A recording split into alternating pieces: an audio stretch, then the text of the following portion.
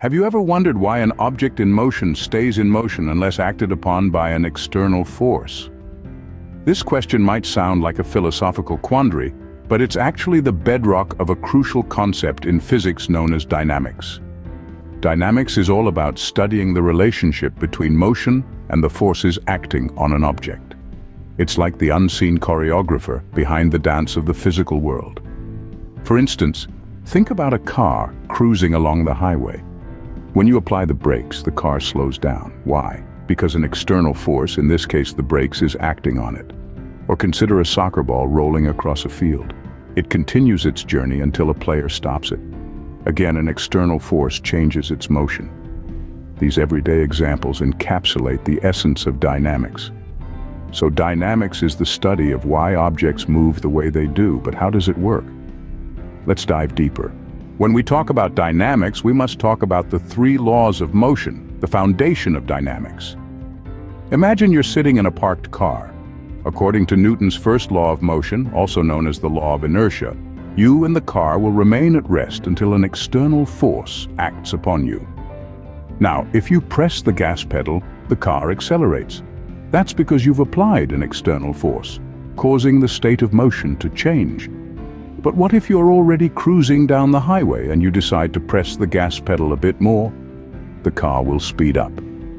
This leads us to Newton's second law of motion, which states that force equals mass times acceleration. In simple words, the more force you apply to an object, or the less the object weighs, the more it will accelerate.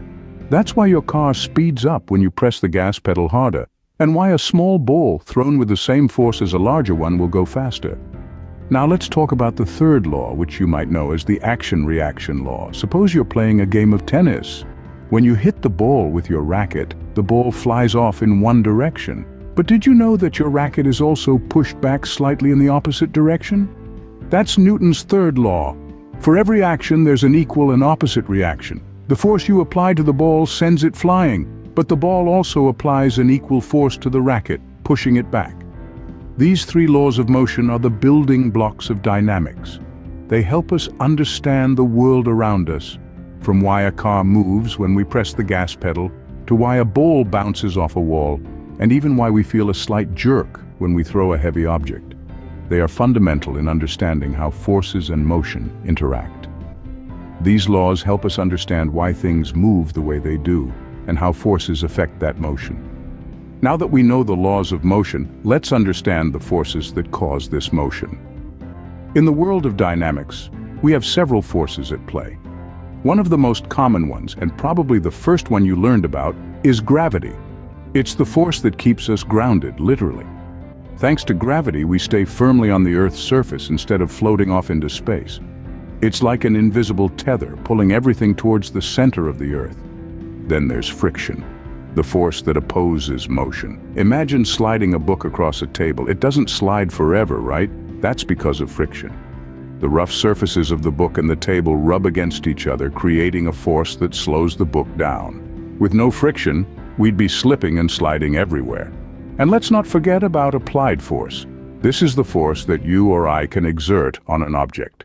If you push a shopping cart, you're applying force to it. The more force you apply, the faster the cart moves. It's pretty straightforward. But what happens when more than one force acts on an object? Well, they don't cancel each other out, contrary to what you might think. Instead, they combine to create what we call the net force. For instance, if gravity pulls an object down and you apply a force to lift it up, the object will move depending on which force is stronger. Finally, there's tension, a force that's a little less obvious. It's the force exerted by a string, rope, or cable when it's pulled tight by forces acting from opposite ends. Picture a game of tug-of-war. The tension in the rope is the force that's keeping the teams from falling over. So every time you see something move, remember that it's all about dynamics, the forces acting on the object and the laws of motion at play.